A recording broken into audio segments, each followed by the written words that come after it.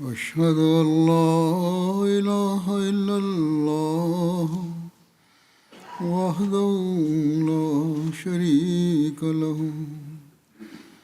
وأشهد أن محمدا عبده ورسوله أما بعد فأعوذ بالله من الشيطان الرجيم بسم الله الرحمن الرحيم الحمد لله رب العالمين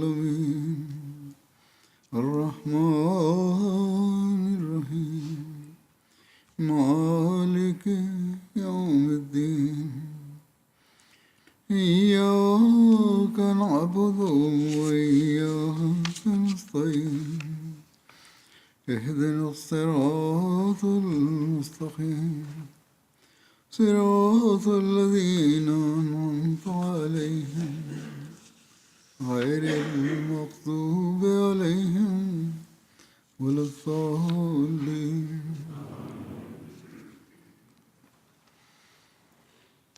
உண்மையை எத்தகைய விலை கொடுத்தும் கடைபிடிப்பது, அதில் உறுதியாக இருப்பது மற்றும் அது தொடர்பாக எதிரிகளுக்கே சவால் விடுப்பது குறித்த சில சம்பவங்களை ஹஸ்ரத் நபிகள் நாயகம் ஸல்லல்லாஹு அலைஹி வஸல்லம் அவர்களின் உண்மை தொண்டரான ஹஸ்ரத் மஸீஹ் மவ்ஊத் அலைஹிஸ்ஸலாத்து வஸ்ஸலாம் அவர்களின் வாழ்க்கை வரலாற்றிலிருந்து இன்று நான் எடுத்துரைப்பேன். முதலாவதாக, அன்னாருடைய மிகப்பெரிய எதிரிகளில் ஒருவரான முஹம்மது ஹுசைன் பட்டால்வி சாஹிப் என்பவர் அன்னார் மீது காஃபிர் மற்றும் கத்தாப், பெரும் பொய்யர் என்ற அவதூறை சுமத்தினார்.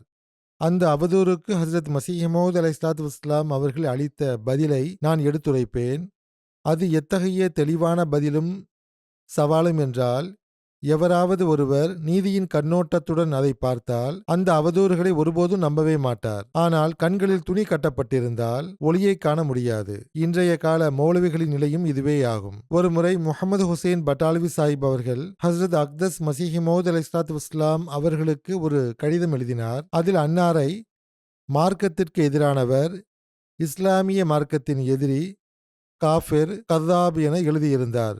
நஊது பில்லா. ஹஸ்ரத் மஸீஹ் மவ்ஊத் அலைஹிஸ்ஸலாத்து வஸ்ஸலாம் அவர்கள் மௌலவி சாஹிப்பின் அந்த கடிதத்திற்கு விரிவான பதில் அளித்தவாறு இவ்வாறு எழுதுகிறார்கள்: தாங்கள் உண்மையை தேடுபவராக மாறி எனது வாழ்க்கை வரலாற்றின் மீது ஒரு பார்வை செலுத்தினால் இறைவன் என்னை எப்போதும் பொய்யின் அசுத்தத்திலிருந்து பாதுகாத்தே வந்திருக்கிறான் என்பது உறுதியான சான்றுகள் மூலம் தங்களுக்கு தெளிவாகும். சில நேரங்களில் ஆங்கிலேய நீதிமன்றங்களில் எனது உயிருக்கும் கண்ணியத்திற்கும் எத்தகைய ஆபத்துகள் ஏற்பட்டன என்றால் பொய் சொல்வதைத் தவிர வேறு வழியில்லை என்று அனைத்து வழக்கறிஞர்களும் எனக்கு ஆலோசனை கூறினார்கள். நீங்கள் பொய் சொன்னால் மட்டுமே இந்த காரியம் கைகூடும் என்று அனைவரும் கூறினர். ஆனால் அல்லாஹ் வழங்கிய நல்வாய்ப்பால் உண்மைக்காக எனது உயிர் மற்றும் கண்ணியத்தை தியாகம் செய்ய நான் துணிந்துவிட்டேன். பல முறை சொத்து தொடர்பான வழக்குகளில் வெறும் உண்மைக்காக பெரும் நஷ்டங்களை நான் சுமந்திருக்கின்றேன். பல சந்தர்ப்பங்களில் அல்லாஹ்வின் மீதான அச்சத்தின் காரணமாக எனது தந்தைக்கு எதிராகவும் சகோதரருக்கு எதிராகவும் நான் சாட்சியம் அளித்துள்ளேன். ஆனால் உண்மையை ஒருபோதும் கைவிடவில்லை. அன்னார் மேலும் கூறுகிறார்கள்: இந்த கிராமத்திலும் பட்டாலாவிலும், அதாவது காதியானிலும் பட்டாலாவிலும் எனது வாழ்நாளின் பெரும்பகுதி கழிந்துள்ளது. எனது நாவிலிருந்து எப்போதாவது பொய் வெளிப்பட்டதாக எவரால் நிரூபிக்க முடியும்? ஆரம்பத்திலிருந்தே நான் அல்லாஹுக்காக மனிதர்களிடமும் பொய் செல்வதை கைவிட்டிருக்கும் போது, பல முறை எனது உயிர் மற்றும் சொத்துக்களை உண்மைக்காக தியாகம் செய்திருக்கும் போது, பிறகு நான் ஏன் இறைவனின் மீது பொய் சொல்லப் போகிறேன்? பட்டால்வி சாஹிப் அவர்கள் அந்த கடிதத்தில் பொய் சொல்வதும் ஏமாற்றுவதும் தங்களிடம் பிரிக்க முடியாத பண்பாக மாறிவிட்டது, அது தங்களது இயல்பின் ஒரு பகுதியாகவே ஆகிவிட்டது என்றும் எழுதியிருந்தார்.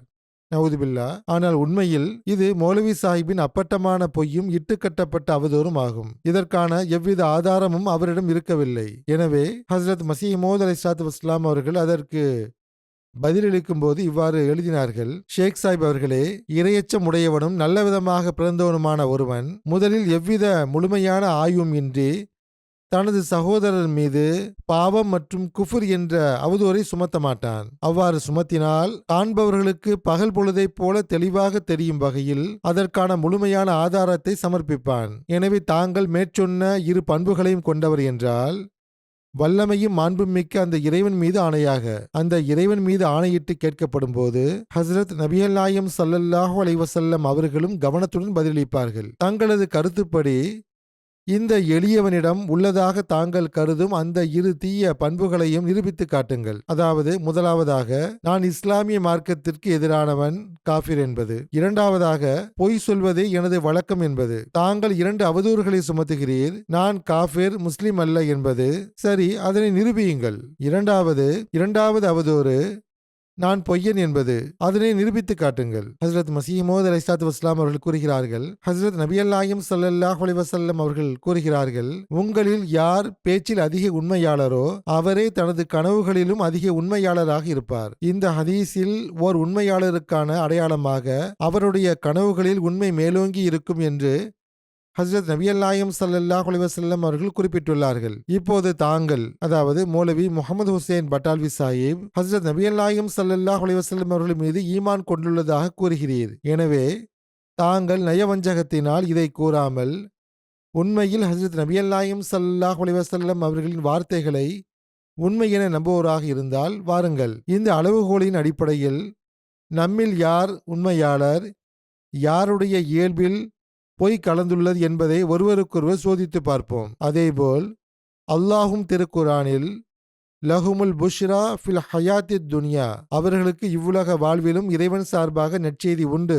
என்று கூறுகிறான். அதாவது, மற்றவர்களை விடவும் நம்பிக்கையாளர்களின் கனவுகள் உண்மையாக வெளிப்படுவது என்பது அவர்களுக்கே உரிய தனிச்சிறப்பாகும். தாங்களோ திருக்குரான் மீதும் ஈமான் கொள்வதாக வாதிடுகிறீர். மிக நன்று. திருக்குரானின் அடிப்படையிலும் நம்மில் நம்பிக்கை கொண்டவருக்குரிய அடையாளம் யாரிடம் இருக்கிறது என்பதை சோதித்து பார்ப்போம். இந்த 2 சோதனைகளையும் எவ்வாறு செய்யலாம் என்றால், பட்டாலா அல்லது லாகூர் அல்லது அமிர்தரஸில் ஒரு சபையை ஏற்பாடு செய்து இருதரப்பு கனவுகளுக்கான சாட்சிகளும் அதில் ஆஜராகட்டும். பிறகு நம் இருவரில் யார் உறுதியான மற்றும் தெளிவான சான்றுகள் மூலம் தனது கனவுகளில் அதிக உண்மையாளர் என்று நிரூபிக்கப்படுகிறாரோ அவருக்கு எதிராக இருப்பவருக்கு கத்தாப், தஜ்ஜால், காஃபிர், அக்ஃபர், அதாவது பெரிய காஃபிர், மல்ஊன், சாபத்திற்குரியவர் அல்லது எத்தகைய பெயர்கள் தீர்மானிக்கப்படுகிறதோ அந்த பட்டங்களை உடனே அவருக்கு சூட்டிவிடலாம். கடந்த கால சான்றுகளை சமர்ப்பிக்க தங்களுக்கு இயலவில்லை என்றால்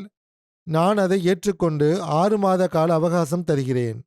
அதற்குள் தங்களது மறைவான செய்திகளை கொண்ட கனவுகளை சில செய்தித்தாள்களில் வெளியிடுங்கள். நான் கடந்த கால சான்றுகளை தருவதோடு மட்டும் நின்று விடாமல் ஆற்றல் மிக்கவனாகிய அல்லாஹ் நாடினால் தங்களுக்கு எதிராக எனது கனவுகளையும் பதிவு செய்வேன். தாங்கள் திருக்குரான் மீதும் ஹஸ்ரத் நபிகள் நாயகம் ஸல்லல்லாஹு அலைஹி வஸல்லம் அவர்கள் மீதும் ஈமான் கொள்வதாக வாதிப்பது போன்றே அந்த நேசத்திற்குரிய நபி ஸல்லல்லாஹு அலைஹி வஸல்லம் அவர்கள் மீதும் அந்த நேசத்திற்குரிய வேதமான திருக்குரான் மீதும் நான் எனது உள்ளத்தாலும் உயிராலும் ஈமான் கொண்டுள்ளேன் என்பதே எனது வாதமும் ஆகும். இப்போது இந்த அடையாளத்தை கொண்டு தத்தமது வாதத்தில் யார் உண்மையாளர், யார் பொய்யர் என்பது சோதிக்கப்படும். ஹஸ்ரத் நபிகள் நாயகம் ஸல்லல்லாஹு அலைஹி வஸல்லம் அவர்களும் திருக்குரானும் ஏற்படுத்திய இந்த அடையாளத்தின் அடிப்படையில் நான் தோற்றுப்போனால் அப்போது தாங்கள் உண்மையாளராக இருப்பீர். தங்களுடைய வாதப்படி நான் காஃபிர், தஜ்ஜால், ஈமானற்றவன், ஷைத்தான், கத்தாப் மற்றும் இறைவன் மீது அவதூறு சுமத்துபவன் ஆகிவிடுவேன். அவ்வாறான சூழலில் என் மீது தாங்கள் வைத்துள்ள அனைத்து தவறான எண்ணங்களும் சரியானவையாகவும் உண்மையானவையாகவும் ஆகிவிடும். அதாவது, நான் பராகினி அஹ்மதியாவில் மோசடி செய்தேன் என்றும் மக்களின் பணத்தை விழுங்கினேன் என்றும் துவாக்கள் ஒப்புக்கொள்ளப்படும் என்று வாக்குறுதியளித்துவிட்டு மக்களின் செல்வத்தை அபகரித்தேன் என்றும் ஹராமான வழியில் வாழ்க்கை நடத்தினேன் என்றும் தாங்கள் சுமத்திய அசுத்தமான அவதூறுகள் உண்மையாகிவிடும். ஆனால் நம்பிக்கை கொண்டவர்கள் மற்றும் உண்மையாளர்கள் ஆகியோருடன் இருக்கக்கூடிய அல்லாஹ்வின் அந்த அருள் என்னை உண்மையாளர் என்று நிரூபித்துவிட்டால் அப்போது சொல்லுங்கள், அந்த பெயர்கள் அனைத்தும் தங்களுடைய மௌலவி என்னும் அந்தஸ்திற்கு பொருத்தமாக இருக்குமா, அல்லது அப்போதும் தப்பி செல்வதற்கு ஏதேனும் வழியை தேடுவீரா? இதுவே எனது சவால். தாங்கள் எனக்கு பெரும் வேதனையையும் துன்பத்தையும் அளித்துள்ளீர்கள். நான் பொறுமை காத்து வந்தேன். ஆனால் தங்களது அடிமனதை அறிந்த அந்த ஆற்றல் மிக்க இறைவனை பற்றி தாங்கள் சிறிதும் அச்சம் கொள்ளவில்லை. தங்களை பற்றியும் தங்களை போன்ற எண்ணம் கொண்டவர்களை பற்றியும் இன்னி முஹைனும் மன் அராத இஹானத்தக்க, உன்னை இழிவுபடுத்த முனைபவனை நான் இழிவுபடுத்துவேன் என்று இறைவன் எனக்கு முன்னறிவிப்பு செய்துள்ளான். எனவே உறுதியாக தெரிந்து கொள்ளுங்கள், இந்த அவதூறுகள் அனைத்திலும் தாங்கள் பொய்யர் என்பதை அல்லாஹ் நிரூபிக்கும் காலம் நெருங்கிவிட்டது. அவதூறு கற்பிப்பவர்களுக்கும் பொய்யர்களுக்கும் எத்தகைய இழிவுகளும் வெட்கக்கேடுகளும் ஏற்படுமோ அத்தகைய அடியை இறைவன் தங்கள் மீது இறக்குவான். தாங்கள் திருக்குரான் மீதும் ஹஸ்ரத் நபியல் நாயகம் ஸல்லல்லாஹு அலைஹி வஸல்லம் அவர்கள் மீதும் ஈமான் கொள்வதாக வாதிடுகிறீர். மௌலவி சாஹிப், தாங்கள் இந்த கூற்றில் உண்மையாளராக இருந்தால் சோதனைக்காக களத்திற்கு வாருங்கள். அப்போது அல்லாஹ் நமக்கிடையே தீர்ப்பு வழங்குவான். யார் பொய்யரோ யார் தஜ்ஜாலோ அவர் முகம் கருக்கட்டும். உண்மைக்கு ஆதரவாக இப்போது எனது உள்ளத்தில் ஒரு விஷயம் எழுகிறது. என்னால் அதை தடுக்க முடியவில்லை. ஏனென்றால் அது எனது சொந்த எண்ணமல்ல, மாறாக எனது இறைவனிடமிருந்து பெரும் வேகத்துடன் பொங்கி எழும் செய்தியாகும். அது என்னவென்றால், தாங்கள் என்னை காஃபிர் என்று கூறி பொய் சொல்வது எனது இயல்பின் குணம் என்று தீர்மானித்திருப்பதால் அந்த அல்லாஹ்வின் மீது ஆணையாக கூறுகிறேன், மேற்சொன்ன முறைப்படி என்னுடன் மோதுவதற்கு உடனடியாக வாருங்கள். திருக்குரான் மற்றும் ஹஸ்ரத் நபியல் நாயகம் ஸல்லல்லாஹு அலைஹி வஸல்லம் அவர்களின் கூற்றுப்படி யார் கத்தாப், தஜ்ஜால், காஃபிர் என்பது அப்போது தெரிய வரும். இதன் தொடர்ச்சியாக ஹஸ்ரத் மஸீஹ் மவ்ஊத் அலைஹிஸ்ஸலாத்து வஸ்ஸலாம் அவர்கள் மேலும் கூறுகிறார்கள், இதனுடன் கூடவே உண்மையாளர்களை சோதிப்பதற்கான மற்றொரு வழியும் உண்டு. அதனை அல்லாஹ்வே உருவாக்குகிறான். அது என்னவென்றால், சில நேரங்களில் மனிதன் எத்தகையதொரு சோதனையில் சிக்கிக் கொள்கிறான் என்றால், அந்த நேரத்தில் பொய் சொல்வதை தவிர தப்பிப்பதற்கோ அல்லது வெற்றி பெறுவதற்கோ வேறு எந்த வழியும் அவனுக்கு தெரிவதில்லை. அப்போதுதான் அவனது இயல்பில் உண்மை இருக்கிறதா அல்லது பொய் இருக்கிறதா என்பது சோதிக்கப்படுகிறது. மௌலவி சாஹிப் அவர்களே, ஹஸ்ரத் மஸீஹ் மவ்ஊத் அலைஹிஸ்ஸலாத்து வஸ்ஸலாம் அவர்களின் இயல்பிலேயே பொய்யும் ஏமாற்றுதலும் இருக்கிறது என்று மௌலவி சாஹிப் அவர்கள் எழுதியிருந்தார்கள் அல்லவா? அதற்கு ஹஸ்ரத் மஸீஹ் மவ்ஊத் அலைஹிஸ்ஸலாத்து வஸ்ஸலாம் அவர்கள் கூறுகிறார்கள், உண்மை எது பொய் எது என்பது சோதனை நேரத்தில் தான் தெரிய வரும். அத்தகைய இக்கட்டான நேரத்தில் ஒருவனது நாவிலிருந்து உண்மை வெளிப்படுகிறதா அல்லது தனது உயிர், கண்ணிய மற்றும் உடைமைகளுக்கு பாதிப்பு வந்துவிடுமோ என்று அஞ்சி அவன் பொய் பேசத் தொடங்குகிறானா என்பதே விஷயம். இத்தகைய உதாரணங்கள் இந்த எளியவனுக்கு பலமுறை ஏற்பட்டுள்ளன. அவற்றை விரிவாக கூறுவது உரையை நீட்டிக்கும் என்பதால் 3 உதாரணங்களை மட்டும் இங்கே குறிப்பிடுகிறேன். இவற்றுக்கு நிகரான உண்மைக்கான சோதனை களங்கள் தங்களுக்கும் ஏற்பட்டிருந்தால் அந்த அல்லாஹ்வின் மீது ஆணையாக அவற்றை ஆதாரங்களுடன் தாங்கள் கண்டிப்பாக வெளியிட வேண்டும். அதன் மூலம் தங்களது வாதம் வெறும் வாய் வார்த்தையல்ல, மாறாக சோதனையிலும் துன்பத்திலும் சிக்கிய போதும் தாங்கள் உண்மையை முறிக்கவில்லை, ஒருபோதும் பொய் சொல்லவில்லை என்பது தெரிய வரும். இந்த வாதத்தை செய்துவிட்டு போட்டிக்கு வாருங்கள். ஹஸ்ரத் மஸீஹ் மவ்ஊத் அலைஹிஸ்ஸலாத்து வஸ்ஸலாம் அவர்கள் தமது வாழ்க்கையிலிருந்து 3 உதாரணங்களை கூறினார்கள். அன்னார் கூறுகிறார்கள், 1. எனது தந்தை காலமான பிறகு லாகூரைச் சேர்ந்த மிர்சா ஆசம் பேக் என்பவர் காதியானில் உள்ள எங்களது சொத்துக்களில் பங்குதாரர்களாக இருந்தவர்களுடன் இணைந்து எனக்கும் எனது மறைந்த சகோதரர் மிர்சா குலாம் காதிர் அவர்களுக்கும் எதிராக மாவட்ட நீதிமன்றத்தில் நில உரிமை தொடர்பான வழக்கை தொடர்ந்தார். அந்த பங்குதாரர்களுக்கு நிலத்தின் மீது எவ்வித ஈடுபாடும் இல்லை என்பதை நான் வெளிப்படையாக அறிந்திருந்தேன். ஏனென்றால் சீக்கிய ஆட்சி காலத்தில் அது கைவிட்டு போன ஒரு பொருளாக இருந்தது. எனது தந்தை அவர்கள் தனி ஒருவராக பல வழக்குகளை நடத்தி அந்த நிலத்தையும் மற்ற கிராமங்களையும் மீட்டெடுப்பதற்காக சுமார் 8000 ரூபாய் வரை செலவு செய்திருந்தார். அதில் அந்த பங்குதாரர்கள் ஒரு பைசா கூட வழங்கவில்லை. எனவே இந்த வழக்கு நடந்து கொண்டிருந்த போது நான் வெற்றி பெறுவதற்காக துவா செய்த போது எனக்கு இந்த இல்ஹாம் கிடைத்தது. உஜீபு குல்ல துஆயிக்க இல்லா ஃபி ஷுரகாயிக், அதாவது உமது அனைத்து துவாக்களையும் நான் ஏற்றுக்கொள்வேன், ஆனால் உமது பங்குதாரர்கள் விஷயத்தில் மட்டும் ஏற்றுக்கொள்ள மாட்டேன். நீர் செய்யும் இந்த துவா ஏற்றுக்கொள்ளப்படாது என்று எனக்கு அறிவிக்கப்பட்டது. ஆகவே இந்த இறை செய்தியை பெற்றவுடன் எனது சகோதரர் மற்றும் அனைத்து ஆண் பெண் உறவினர்களையும், அவர்களில் சிலர் இப்போதும் உயிருடன் உள்ளனர், ஒன்று கூட்டி இந்த பங்குதாரர்களுக்கு எதிராக வழக்கு நடத்தாதீர்கள், இது இறை விருப்பத்திற்கு மாறானது, நாம் வழக்கு நடத்துவதை அல்லாஹ் விரும்பவில்லை என்று வெளிப்படையாக கூறிவிட்டேன். ஆனால் அவர்கள் அதனை ஏற்கவில்லை. இறுதியில் அவர்கள் தோல்வியை தழுவினார்கள். இருப்பினும் எனது தரப்பில் ஆயிரக்கணக்கான ரூபாய் நஷ்டத்தை அடைந்த போதிலும் நான் அதில் மன உறுதியை காட்டினேன். நான் பண நஷ்டத்தை ஏற்றுக்கொண்டேன். ஆனால் அல்லாஹ் தடுத்ததால் தான் நான் அந்த வழக்கை நடத்தவில்லை என்பதில் உறுதியாக இருந்தேன். எனக்கு எதிரிகளாக இருப்பவர்கள் கூட நான் அந்த வழக்கை நடத்தவில்லை என்பதற்கு சாட்சிகளாக உள்ளனர். நிலம் தொடர்பான அனைத்து பொறுப்புகளும் எனது சகோதரரின் கையில் இருந்ததால் நான் அவருக்கு மீண்டும் மீண்டும் புரிய வைத்தேன். ஆனால் அவர் அதை கேட்கவில்லை. இறுதியில் நஷ்டத்தை சந்தித்தார்.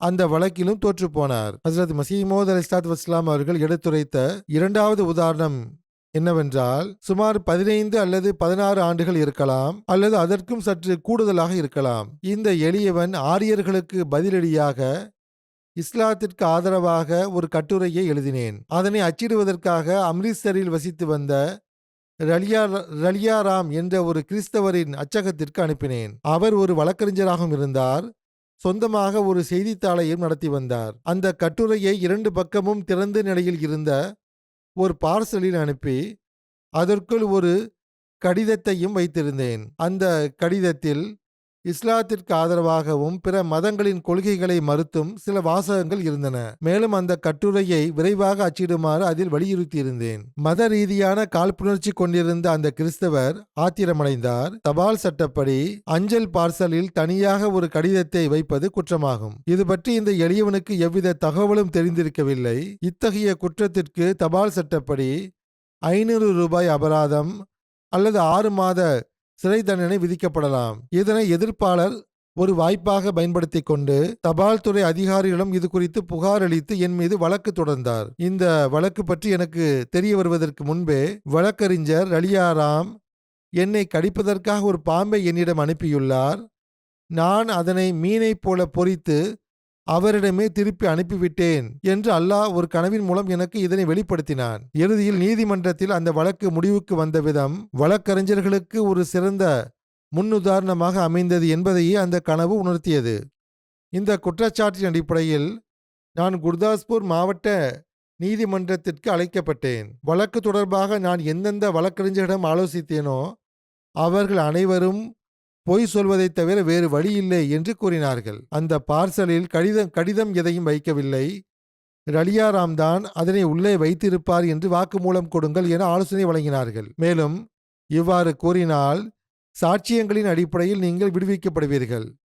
2-4 பொய் சாட்சிகளை கொடுத்தால் தப்பித்து விடலாம். இல்லையெனில் இந்த வழக்கிலிருந்து தப்புவது மிக கடினம் என்று என்னை தேற்றுவதற்காக கூறினர். ஆனால் நான் அவர்களுக்கு பதிலளிக்கையில், எந்த சூழலிலும் நான் உண்மையை கைவிட விரும்பவில்லை.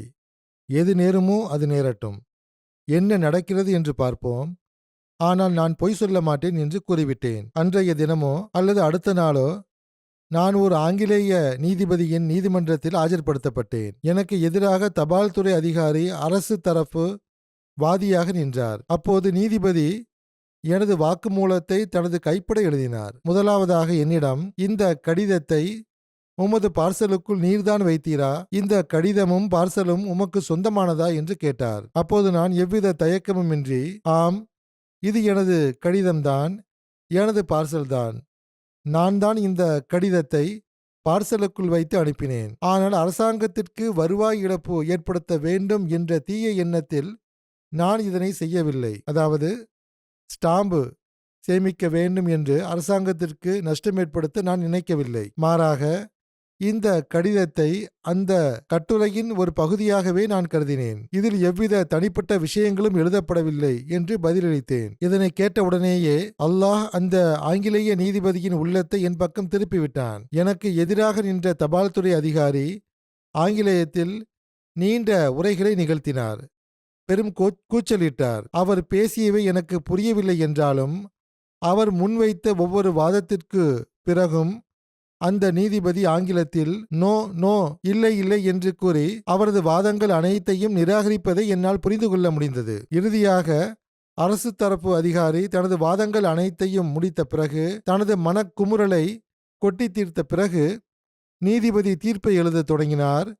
சுமார் 1 வரி அல்லது 1.5 வரிகள் மட்டுமே எழுதிவிட்டு என்னை பார்த்து, சரி, தாங்கள் செல்லலாம் என்று கூறினார். இதனை கேட்டவுடன் நான் நீதிமன்ற அறையை விட்டு வெளியே வந்து எனது உண்மையான பேரருளாளனாகிய அல்லாஹுக்கு நன்றி செலுத்தினேன். எனக்கு எதிராக போட்டியிட்டது ஒரு ஆங்கிலேய அதிகாரி, வழக்கே நடத்திய துறையின் அதிகாரியும் ஓர் ஆங்கிலேயர். அத்தகைய சூழலிலும் இறைவன் எனக்கு வெற்றியை வழங்கினான். உண்மைத்தன்மையின் பரக்கத்தினால் அல்லாஹ் என்னை அந்த ஆபத்திலிருந்து காப்பாற்றினான் என்பதை நான் நன்கு அறிவேன். இதற்கு முன்பே நான் மற்றொரு கனவையும் கண்டிருந்தேன்.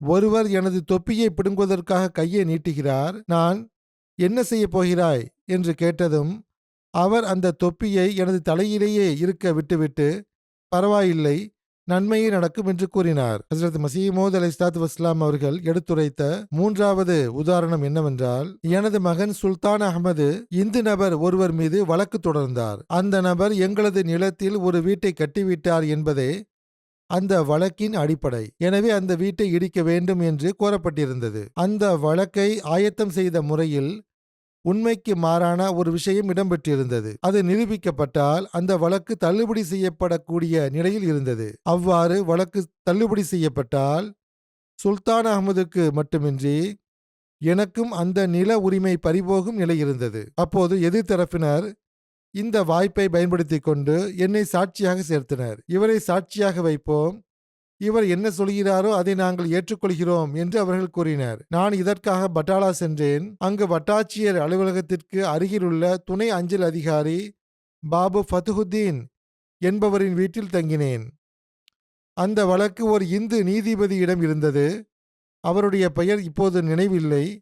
ஆனால் அவர் ஒரு காலில் ஊனமுற்றவராக இருந்தார். அப்போது சுல்தான் அகமதுவின் வழக்கறிஞர் என்னிடம் வந்து, வழக்கு விசாரணைக்கான நேரம் வந்துவிட்டது, தாங்கள் என்ன வாக்குமூலம் அளிக்கப் போகிறீர்கள் என்று கேட்டார். அதற்கு நான் எது உண்மையான விஷயமோ அதே வாக்குமூலமாக அளிப்பேன் என்று கூறினேன். அதை கேட்ட அவர், அப்படியானால் தாங்கள் நீதிமன்றத்திற்கு வரவேண்டிய அவசியமே இல்லை, நானே சென்று விடுகிறேன், வழக்கை தொடர்ந்து நடத்துவதில் எந்த பயனும் இல்லை, தாங்கள் உண்மையைச் சொன்னால் இந்த வழக்கு இப்போதே முடிந்துவிடும் என்று கூறினார். மேலும் அவர், நான் வழக்கிலிருந்து பின்வாங்குகிறேன் என்று கூறிவிட்டு திரும்பிச் சென்றார். இவ்வாறாக உண்மையை பேண வேண்டும் என்பதற்காக மட்டுமே அந்த வழக்கை நானே தோல்வியடையச் செய்தேன். அல்லாஹ்வின் திருப்தியை பெறுவதற்காக உண்மையை பேசுவதற்கு முன்னுரிமை வழங்கினேன். அதன் மூலம் ஏற்பட்ட நிதி இழப்பை ஒரு பொருட்டாகவே நான் கருதவில்லை.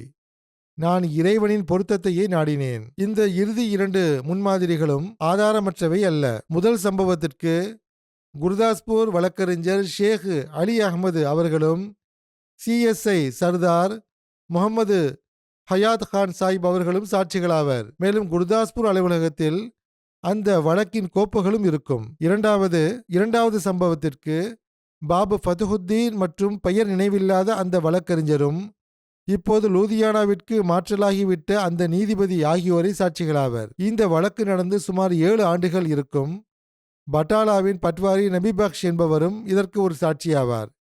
இப்போது இது நினைவிற்கு வருகிறது. இப்போது ஹசரத் ஷேக் சாஹிப் அவர்களே, அதாவது மௌலவி பட்டால்வி சாஹிப்பை விழித்து ஹசரத் மஸீஹ் மவ்ஊத் அலைஹிஸ்ஸலாத்து வஸ்ஸலாம் அவர்கள் கூறுகிறார்கள், இப்போது ஹசரத் ஷேக் சாஹிப் அவர்களே, தங்களது உயிர், கௌரவம் மற்றும் பொருள் ஆகியவை ஆபத்தில் இருந்தபோது உண்மையைச் சொன்னால் நஷ்டம் ஏற்படும் என்று தெரிந்தும் தாங்கள் உண்மையை விடாமல் இருந்ததற்கு தங்களிடமும் இத்தகையதொரு கடுமையான சோதனைக்கால முன்மாதிரி ஏதேனும் இருந்தால் அந்த சம்பவத்தை அதன் முழுமையான ஆதாரங்களுடன் அல்லாஹ்வுக்காக எடுத்து வையுங்கள். இல்லையெனில் இந்த காலத்து அநேக முல்லாக்கள் மற்றும் மௌலவிகளின் பேச்சுக்கள் வெறும் வாய் வார்த்தைகளே என்பதுதான் எனது நம்பிக்கை. இவர்கள் ஒரு பைசாவிற்காக கூட தனது ஈமானை விற்க தயாராக உள்ளனர். ஏனென்றால் நமது நபி ஸல்லல்லாஹு அலைஹி வஸல்லம் அவர்கள் இறுதி காலத்து மௌலவிகளை படைப்பினங்களிலேயே மிக மோசமானவர்கள் என்று கூறியுள்ளார்கள். மேலும் தங்களுடைய முஜதித் நவாப் சித்திக் ஹசன் கான் மர்ஹூம் அவர்கள் தமது ஹுஜஜுல் கராமா நூலில் அந்த இறுதி காலம் இதுதான் என்றும் ஒப்புக்கொண்டுள்ளார். எனவே இத்தகைய மௌலவிகளின் தூய்மையையும் இறையச்சத்தையும் ஆதாரமின்றி ஏற்றுக்கொள்வது என்பது ஹஜ்ரத் நபியல் நாயகம் ஸல்லல்லாஹு அலைஹி வஸல்லம் அவர்களின் கூற்றை மறுப்பதாகும். எனவே தாங்கள் ஒரு முன்மாதிரியை எடுத்து வையுங்கள். அவ்வாறு எடுத்து வைக்க தவறினால் தங்களிடம் உண்மை பேசுவதற்கான வாதம் மட்டுமே உள்ளது என்பதும் சோதனையின்றி எவ்வித வாதமும் ஏற்புடையதல்ல என்பதும் நிரூபணமாகும். தங்களுடைய அகநிலையை அல்லாஹ் அறிவான். தாங்கள் எப்போதாவது பொய் மற்றும் அவதூறு என்ற அசுத்தத்தில் சிக்கினீரா இல்லையா என்பது எனக்கு தெரியாது, அல்லாஹுக்கு தெரியும். மறைவானவற்றை அவன் மட்டுமே அறிகிறான், அல்லது தங்களை பற்றி நன்கு அறிந்தவர்களுக்கு அது தெரியும். சோதனையின் போது யார் உண்மையாளராக வெளிப்பட்டு உண்மையை கைவிடாமல் இருக்கிறாரோ அவரது உண்மையின் மீது முத்திரை பதிக்கப்படுகிறது. அத்தகைய முத்திரை தங்களிடம் இருந்தால் அதனை எடுத்து வையுங்கள். இல்லையெனில் அல்லாஹ் தங்களது ரகசியத்தை வெளிப்படுத்தி விடாமல் இருக்கும் வண்ணம் அவனுக்கு அஞ்சுங்கள். மிர்சா சுல்தான் அகமது சாஹிப் அவர்கள் அந்த வீட்டை இடிப்பது தொடர்பாக தொடர்ந்த வழக்கின் பின்னணியில் உள்ள கூடுதல் விவரங்கள் இவ்வாறு எழுதப்பட்டுள்ளது. ஜம்மு மாகாணத்தில் அரசு அதிகாரியாக பணியாற்றி வந்த ஷங்கர்தாஸ் என்ற ஓர் இந்து நபர் காதியானில் உள்ள மஸ்ஜித் அக்ஸாவிற்கு கிழக்கு திசையில் காலியாக கிடந்த நிலத்தை ஆக்கிரமித்து அங்கு ஒரு வீட்டை கட்டியிருந்தார். பிற்காலத்தில் அந்த இடத்தில்தான் சதர் அஞ்சுமன் அஹமதியாவின் அலுவலகங்கள் அமைக்கப்பட்டன. மிர்சா சுல்தான் அகமது சாஹிப் அவர்கள் அந்த வீட்டை இடிக்க கோரி வழக்கு தொடர்ந்தார். ஆனால் வழக்கின் கோப்பில் உண்மைக்கு மாறான ஒரு விபரம் இடம்பெற்றிருந்தது. அது நிரூபிக்கப்பட்டால் வழக்கு தள்ளுபடி செய்யப்படுவதோடு மட்டுமல்லாமல் அந்த நிலத்தின் மீதான உரிமை பறிபோகும் என்பதால் மிர்சா சுல்தான் அகமது அவர்களுக்கும், இன்னும் கூறுவதென்றால் ஹசரத் மசீஹ் மவ்ஊத் அலைஹிஸ்ஸலாத்து வஸ்ஸலாம் அவர்களுக்கும் கூட நஷ்டம் ஏற்படும் நிலை இருந்தது. எதிர்த்தரப்பான ஷங்கர்தாஸுக்கு அந்த நிலத்தின் மீது உரிமை இல்லை என்றாலும் ஆக்கிரமிப்பு மூலம் அது அவர் வசமே இருந்தது. அவர் அந்த இடத்திற்கு உரிமையாளராக இருக்கவில்லை. ஆனால் அதை ஆக்கிரமிப்பு செய்திருந்தார். சட்ட ரீதியாகவோ அல்லது எதிர்ப்பின் அடிப்படையிலோ இதிலிருந்து அவர்கள் பயன்பெறவே விரும்பினர். எனவே அவர்கள் ஹசரத் மசீஹ் மவ்ஊத் அலைஹிஸ்ஸலாத்து வஸ்ஸலாம் அவர்களை சாட்சியளிக்க வருமாறு கோரினர். ஏனென்றால் அவர்கள் எவ்வளவு கடும் எதிரிகளாக இருந்தாலும் மிர்சா சாஹிப் அவர்கள் ஒருபோதும் பொய் சொல்ல மாட்டார்கள் என்பதும், எதிர்த்தரப்பின் ஆக்கிரமிப்பு நீண்ட காலமாக உள்ளது என்று அன்னார் நீதிமன்றத்தில் உண்மையை சொல்லிவிடுவார்கள் என்பதும் அவர்களுக்கு தெரிந்திருந்தது. எதிர்த்தரப்பினர் ஹசரத் மசீஹ் மவ்ஊத் அலைஹிஸ்ஸலாத்து வஸ்ஸலாம் அவர்களை சாட்சியாக அழைத்திருப்பதை அறிந்த மிர்சா சுல்தான் அகமது சாஹிப் அவர்களும் ஹுசூர் அலைஹிஸ்ஸலாம் அவர்கள் ஒருபோதும் பொய் பேச மாட்டார்கள் என்பதை அறிந்திருந்த காரணத்தால் அந்த வழக்கையை திரும்ப பெற்றுக் கொண்டார்கள். எவ்வாறு இருப்பினும் பெரிய மாளிகை போன்ற அந்த வீட்டின் வரலாறு இதுதான். அது டெபுட்டி ஷங்கர்தாஸின் மாளிகை என்று அழைக்கப்பட்டது. அவர் மிகவும் மார்க்க துவேஷம் கொண்டவராகவும் பெரும் எதிர்ப்பாளராகவும் இருந்தார். அவருடைய அந்த உயரமான வீட்டினால் ஹசரத் மசீஹ் மவ்ஊத் அலைஹிஸ்ஸலாத்து வஸ்ஸலாம் அவர்களின் வீடுகளின் மறைவுத்தன்மைக்கும் பாதிப்பு ஏற்பட்டது. அதுவும் அந்த வழக்கை தொடர ஒரு காரணமாக இருந்தது. அவருடைய எதிர்ப்பு எத்தகையதாக இருந்தது என்றால், தொழுகையாளிகள் மஸ்ஜித் அக்ஸாவிற்கு செல்லும்போது இந்த டெபுட்டி தனது வீட்டின் வாசலில் அமர்ந்து கொண்டு செல்பவர்களை கெட்ட வார்த்தைகளால் திட்டுவார். பல்வேறு வழிகளில் துன்பங்களையும் இடையூறுகளையும் கொடுப்பார். அவருடைய தொல்லைகளால் பாதிக்கப்பட்டவர்கள் தமது எஜமானர் ஹசரத் மசீஹ் மவ்ஊத் அலைஹிஸ்ஸலாத்து வஸ்ஸலாம் அவர்களிடம் முறையிடும்போது அன்னார் மிகுந்த மன உறுதியுடனும் கம்பீரத்துடனும் அவர்களுக்கு ஆறுதல் அளிப்பார்கள். பொறுமை காப்பீர்களாக, இறைவனின் முகாமுக்கு முன்னால் எவரும் நிலைக்க முடியாது. அவர் தனது ஒரு முகாமை அமைத்திருக்கலாம், ஆனால் நமது முகாமோ இறைவனுடைய முகாமாகும். அதன் முன்னால் எவரும் நிற்க முடியாது என்று கூறுவார்கள். பிறகு பார்ப்பவர்கள் பார்த்தார்கள், கேள்விப்பட்டவர்கள் கேள்விப்பட்டார்கள். டெபுட்டி சாஹிப்பின் அந்த ஆடம்பரமான வீடு பாலடைய தொடங்கியது. இறுதியில் அவர் அங்கிருந்து நோயுற்றோ அல்லது வேறு ஏதோ ஒரு காரணத்தினாலோ வெளியேறினார். அந்த வீட்டை ஹசரத் ஷேக் யாக்கூப் அலி சாஹிப் இர்ஃபானி அவர்கள் விலைக்கு வாங்கினார்கள். பிறகு 1932 அங்கு சதர் அஞ்சுமன் அஹமதியாவின் அலுவலகங்கள் நிறுவப்பட்டன. ஹசரத் முஸ்லிம் மவ்ஊத் ரலியல்லாஹு அன்ஹு அவர்கள் அதனை திறந்து வைத்தார்கள். இறைவனின் வல்லமை எத்தகையது என்றால், நேற்று எந்த நபர் மமதையுடன் தனது வீட்டின் முன்னால் அமர்ந்து கொண்டு பள்ளிவாசலுக்கு செல்லும் நோயாளிகளை அனுமதிக்கவில்லையோ, இன்று இறை நியதி அவருடைய பெயர் தடயமே இல்லாமல் அழித்துவிட்டு அந்த வீடு முழுவதையும் அந்த பகுதி முழுவதையும் ஒரு பள்ளிவாசலாக ஆக்கிவிட்டது. மஸ்ஜித் அக்ஸாவின் ஒரு பகுதியாக அது உள்ளது. ஹசரத் அக்தஸ் மசீஹ் மவ்ஊத் அலைஹிஸ்ஸலாத்து வஸ்ஸலாம் அவர்களின் நேர்மை மற்றும் உண்மையின் அடிப்படையிலான அந்த சாட்சியத்தில் எத்தகைய மகத்தான அருள் உள்ளது என்று பாருங்கள். அன்னார் உண்மையை விடவில்லை. அதற்காக குடும்ப கௌரவத்தையோ அல்லது நிலம் மற்றும் சொத்துக்கள் பறிபோவதையோ அன்னார் பொருட்படுத்தவில்லை. அனைத்தையும் தமது கைகளால் தியாகம் செய்தார்கள். ஆனால் இறைவன் அந்த தியாகத்தை ஏற்றுக்கொண்டு அதற்கு எவ்வாறான மேன்மையையும் அருளையும் வழங்கினான் என்றால், இன்று அது மினாரத்துல் மசீஹுக்கு கீழே ஏக இறைவனை வணங்கும் ஓர் இல்லமாக திகழ்கிறது. ஹஸ்ரத் முஸ்லிம் மவ்ஊத் ரலியல்லாஹு அன்ஹு அவர்கள் அந்த வழக்கின் போது வாதிட்ட வழக்கறிஞரை பற்றி எடுத்துரைத்தவாறு கூறுகிறார்கள். அக்காலத்தில் பெரும்பாலான வழக்குகளில் குர்தாஸ்பூரை சார்ந்த ஷேக் அலி அஹ்மது சாஹிப் என்ற வழக்கறிஞரே அன்னாருக்காக வாதிடுவார். அன்னாருடைய தூய்மையான வாழ்க்கையை பார்த்த பிறகும், அன்னாருடைய வாதத்திற்கு பிறகு அவர் அகமதியாகவில்லை என்றாலும் அன்னார் மீது மிகுந்த நல்லெண்ணம் கொண்டிருந்தார். தபால் தொடர்பான அந்த வழக்கின் போது வேறெந்த சாட்சியும் இல்லை. அந்த கடிதம் கட்டுரையின் உள்ளடக்கத்தை சார்ந்ததுதான் என்பதால் அதனை விளம்பரத்தின் ஒரு பகுதி என்றுதான் கூற முடியும். எனவே நான் விளம்பரத்தை தான் அனுப்பினேன், கடிதம் எதனையும் அனுப்பவில்லை என்று பொய் ஏதுமின்றி உங்களால் கூற முடியும் என்று அவர் ஆலோசனை கூறினார். ஆனால் ஹஸ்ரத் மசீஹ் மவ்ஊத் அலைஹிஸ்ஸலாத்து வஸ்ஸலாம் அவர்கள் அதனை ஏற்க மறுத்துவிட்டார்கள். அது முடியாது. உண்மையின் நுணுக்கமான நிலைக்கு இது எதிரானது. நான் அதற்குள் கடிதத்தை வைத்திருந்தேன். அது கட்டுரையின் ஒரு பகுதியாக இருந்தாலும் அது ஒரு கடிதம்தான். எனவே கடிதத்தை வைத்தேன் என்றுதான் கூறுவேன்.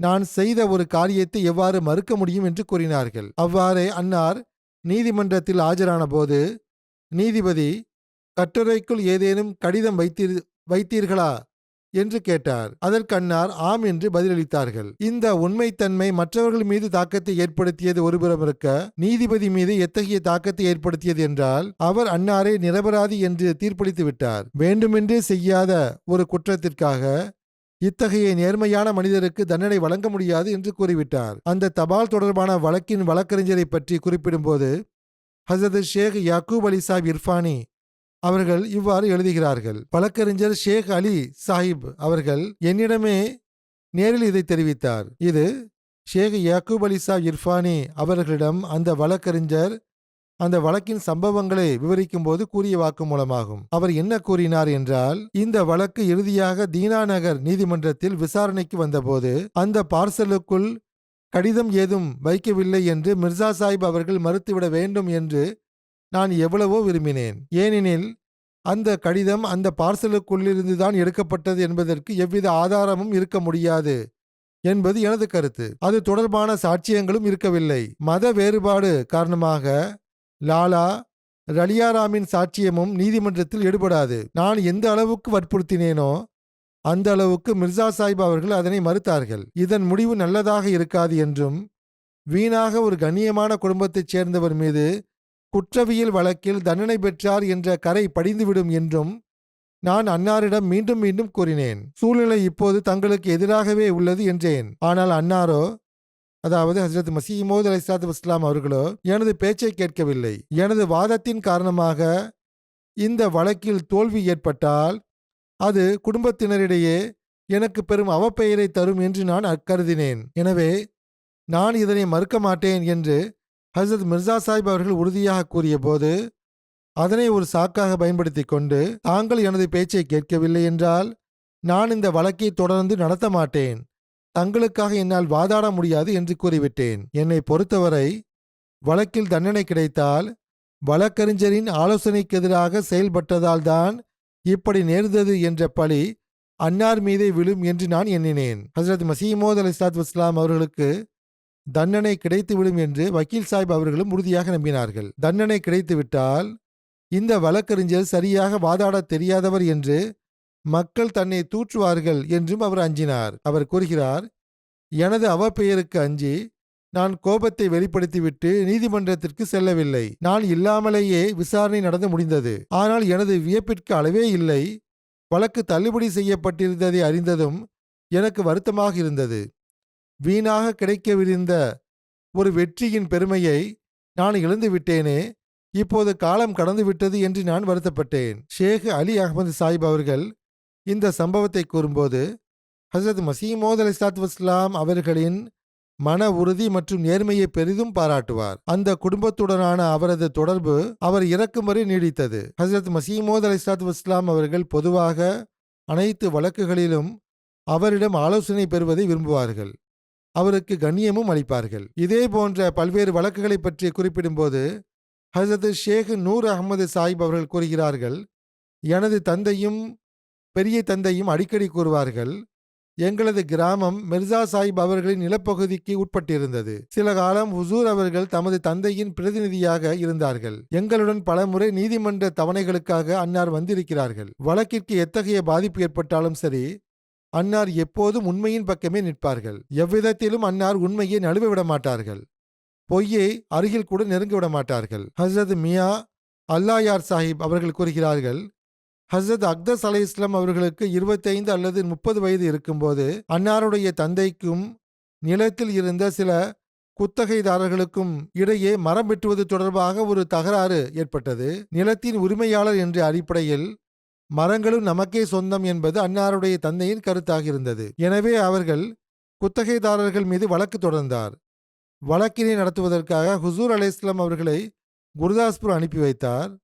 அன்னாருடன் 2 சாட்சிகளும் சென்றனர். ஹஸ்ரத் அக்தஸ் அலைஹிஸ்ஸலாம் அவர்கள் கால்வாயை கடந்து பத்னாவாலா என்ற கிராமத்தை அடைந்தபோது வழியில் சற்று ஓய்வெடுப்பதற்காக அமர்ந்தார்கள். அப்போது உடன் வந்தவர்களிடம் தந்தையாரோ வீணாக வற்புறுத்துகிறார்கள். மரங்களும் பயிர்களைப் போன்றது தானே, அந்த ஏழை மக்கள் அதனை வெட்டி பயன்படுத்தினால் என்ன நஷ்டம் வந்து ஏற்பட்டுவிடப் போகிறது? எதுவாக இருந்தாலும் நீதிமன்றத்தில் அந்த மரங்கள் முழுவதுமே எங்களுக்கே சொந்தம் என்று என்னால் கூற முடியாது. வேண்டுமானால் அதில் எங்களுக்கு ஒரு பங்கு உண்டு என்று கூறலாம் என்றார்கள். அந்த குத்தகைதாரர்களுக்கும் அன்னார் மீது அளவற்ற நம்பிக்கை இருந்தது. எனவே நீதிபதி பரம்பரையாக அங்கு வேலை செய்து வந்த அந்த விவசாயிகளிடம் இது குறித்து கேட்டபோது அவர்கள் எவ்வித தயக்கமுமின்றி மிர்சா சாஹிப் அவர்களிடமே கேட்டு தெரிந்து கொள்ளுங்கள் என்று பதிலளித்தனர். அதாவது பரம்பரையாக அங்கு உழுது பயிரிடும் தொழிலாளர்கள் மிர்சா சாஹிப் அவர்களிடமே கேட்டு தெரிந்து கொள்ளுங்கள், எங்களிடம் ஏன் சாட்சியம் கேட்கிறீர்கள், அவர் ஒருபோதும் பொய் சொல்ல மாட்டார் என்பது எங்களுக்கு தெரியும் என்றனர். நீதிபதி ஹுசூர் அலைஹிஸ்ஸலாம் அவரிடம் கேட்டபோது, எனது கருத்தின்படி மரங்கள் பயிர்களைப் போன்றவை. பயிர்களில் எங்களுக்கு எவ்வாறு பங்கு உள்ளதோ அவ்வாறே மரங்களிலும் பங்கு உண்டு என்று கூறினார்கள். அன்னாருடைய இந்த வாக்குமூலத்தின் அடிப்படையில் நீதிபதி குத்தகைதாரர்களுக்கு சாதகமாக தீர்ப்பளித்தார். அதன் பிறகு ஹுசூர் அவர்கள் காதியான் திரும்பிய போது ஹசரத் மிர்சா குலாம் முர்ததா சாஹிப் அவர்கள் உடன் சென்றவர்களில் ஒருவரிடம் என்ன தீர்ப்பு வந்தது என்று கேட்டார்கள். அதற்கு அவர், நான் வெளியே இருந்தேன், மிர்சா சாஹிப் அவர்கள் உள்ளே சென்றார்கள், அவரிடம் கேட்டு தெரிந்து கொள்ளுங்கள் என்று அவர் கூறிவிட்டார். உடனே ஹுசூர் அலைஹிஸ்ஸலாம் அவர்கள் அழைக்கப்பட்டார்கள்.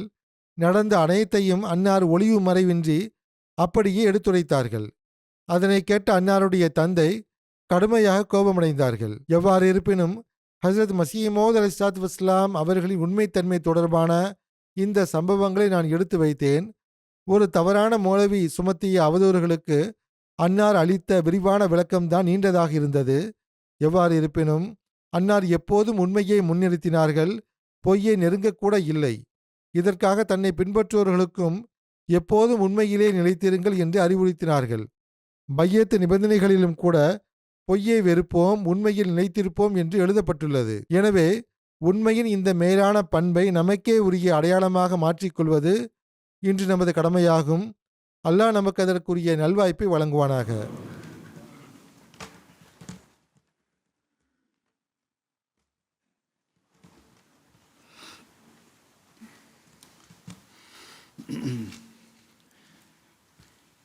அல்ஹம்துலில்லாஹ் நஹ்மதுஹு வ நஸ்தஈனுஹு வ நஸ்தக்ஃபிருஹு வ நு'மினு பிஹி வ நதவக்கலு அலைஹி வ நஊது பில்லாஹி மின் ஷுரூரி அன்ஃபுஸினா வ மின் ஸய்யிஆத்தி அஅமாலினா மன் யஹ்திஹில்லாஹு ஃபலா முضில்ல லஹு ومن يضلل فلا هادي له ونشهد أن لا إله إلا الله ونشهد أن محمدا عبده ورسوله عباد الله رحمكم الله إن الله يأمر بالعدل والإحسان وإيتاء ذي القربى وينهى عن الفحشاء والمنكر والبغي يعظكم لعلكم تذكرون اذكروا الله يذكركم وادعوه يستجب لكم ولذكر الله أكبر.